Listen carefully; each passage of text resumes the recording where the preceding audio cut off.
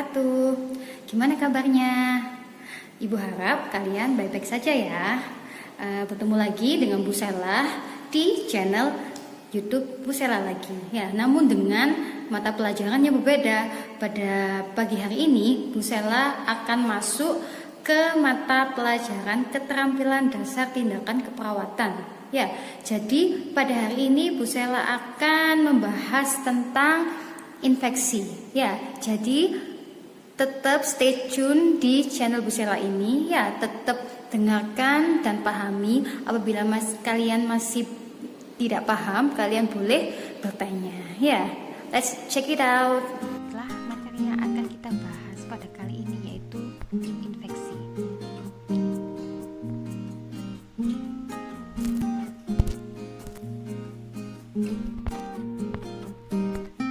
Infeksi merupakan proses invasi dan multiplikasi berbagai mikroorganisme ke dalam tubuh seperti bakteri, virus, jamur, dan parasit yang pada saat keadaan normal mikroorganisme ini tidak terdapat di dalam tubuh. Ya, jadi intinya itu proses invasi itu merupakan proses masuknya mikroorganisme ini tadi ke dalam tubuh manusia. Ya, dan multiplikasi ini merupakan proses dia itu berkembang biak menjadi banyak. Nah, mereka ini tadi, mikroorganisme itu tadi memiliki berbagai cara untuk masuk ke dalam tubuh. Ya, cara penyebarannya dibagi menjadi dua. Pertama yaitu kontak langsung dan yang kedua kontak tidak langsung. Kontak langsung ini terdiri atas yang pertama dari orang ke orang, misalnya dari bersin, berhubungan seksual, dan lain sebagainya.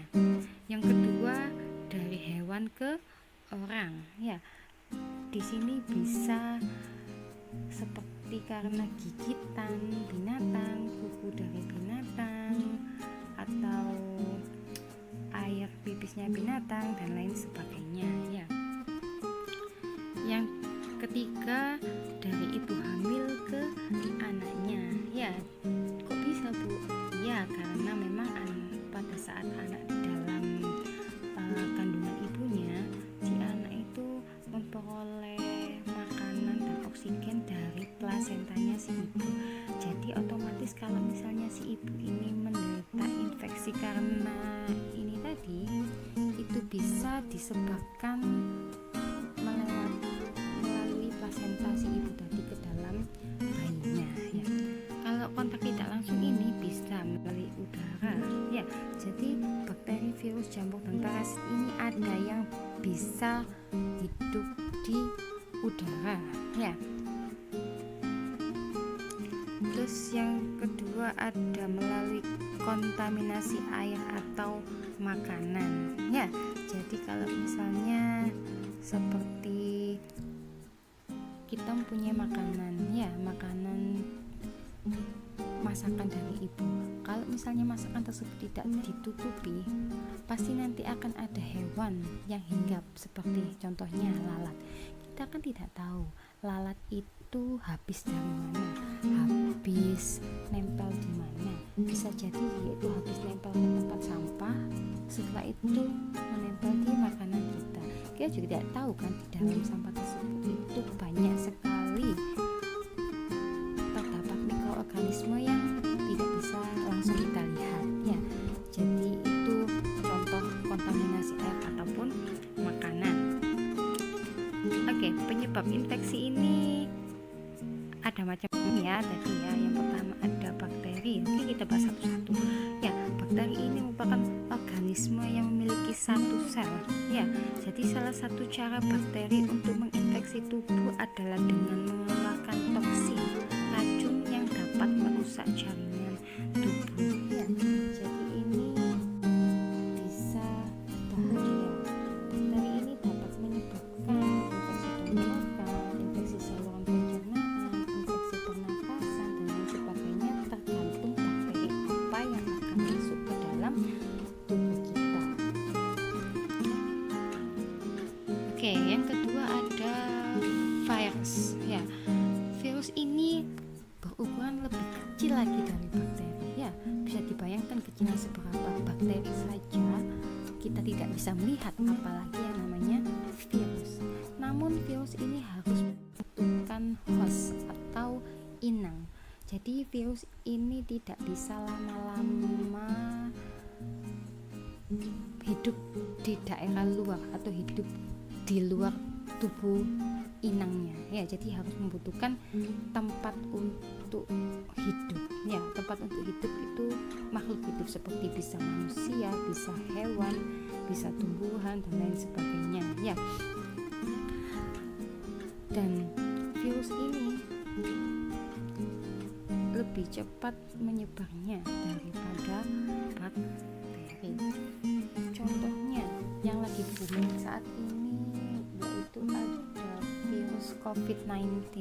Ya, jadi virus ini sebenarnya sudah banyak dijelaskan di berbagai media kalau misalnya COVID-19 ini tidak bisa bertahan lama kalau misalnya sudah keluar dari tubuh manusia. Misalnya kalau misalnya ada si A terkena COVID-19, ya dia itu pasti akan bersin-bersin. Ya, bisa bersin, bisa batuk. Nah, dahaknya ini nanti pasti akan mengandung namanya virus COVID-19 tersebut. Ya, nah virus COVID-19 ini hanya bisa bertahan di luar tubuh manusia itu hanya beberapa jam saja. Jadi dia itu harus membutuhkan yang namanya inang. Ya,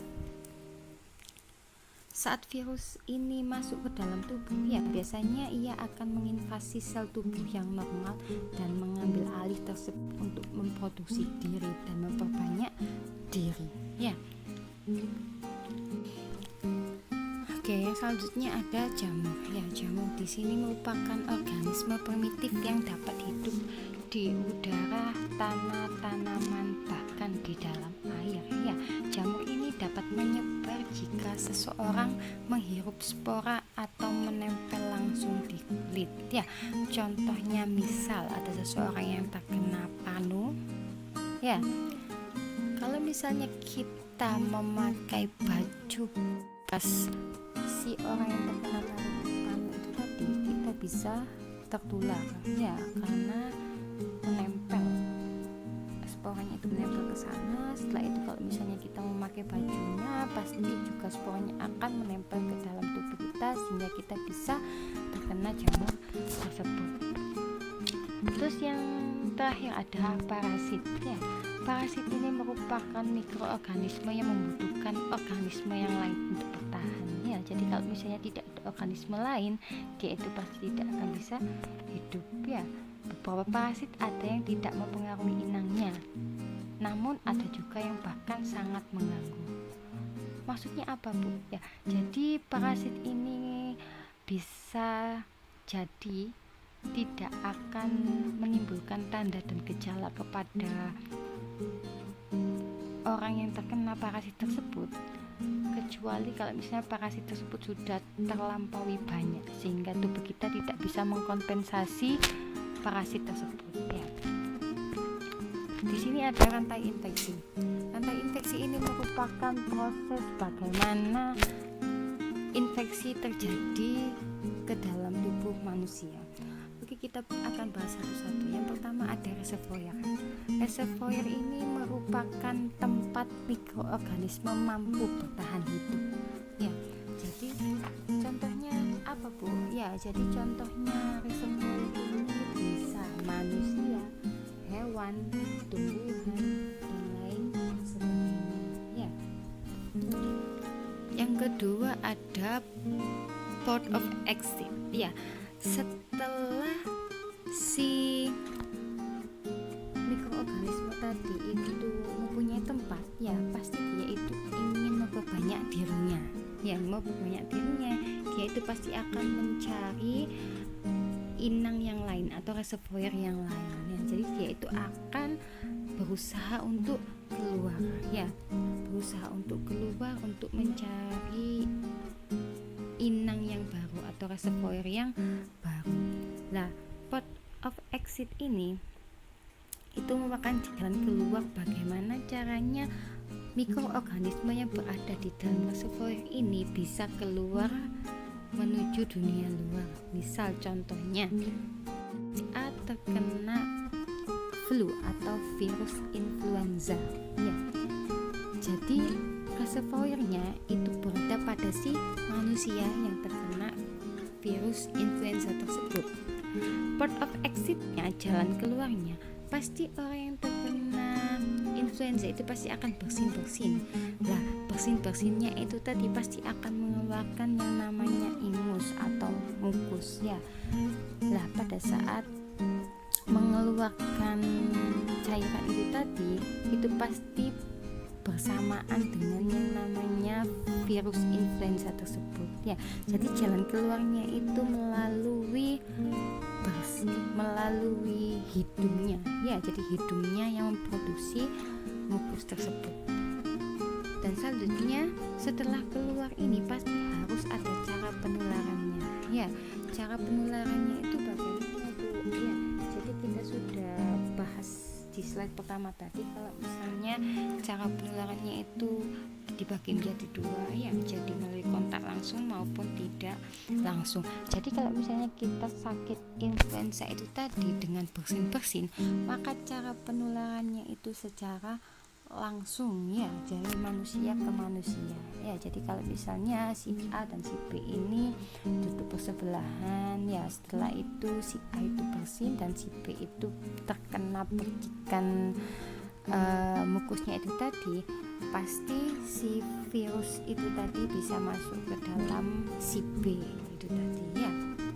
Nah, kalau misalnya sudah ada cara penularannya, pasti nanti ada port of exit, yaitu jalan masuknya ya.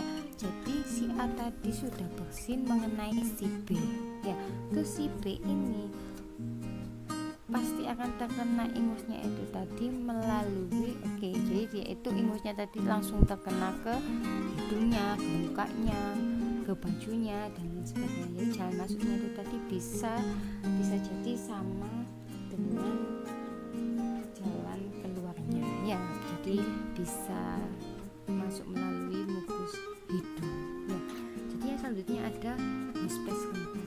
Jadi kalau misalnya si B itu tadi antibodinya lagi menurun, jadi bisa jadi langsung bisa terinfeksi virus influenza tersebut. Namun kalau misalnya si B itu tadi imunnya lagi bagus, jadi dia tidak akan terkena virus influenza. Nah, rantai infeksi ini harus satu kesatuan ya, tidak bisa dipisah-pisah. Kalau salah satunya tidak ada atau tidak mencukupi, pasti dia itu tidak akan terjadi infeksi ya. Jadi infeksi ini harus ada kelima poin tersebut. Thanks for watching guys ya, terima kasih atas perhatiannya. Apabila kalian masih belum paham, boleh di-download ya, di-download. Setelah itu kalian boleh tonton berulang kali. Dan apabila kalian masih belum paham, kalian bisa komen di bawah ini dan bisa menghubungi Bu Sela. Ya, terima kasih guys. Assalamualaikum warahmatullahi wabarakatuh.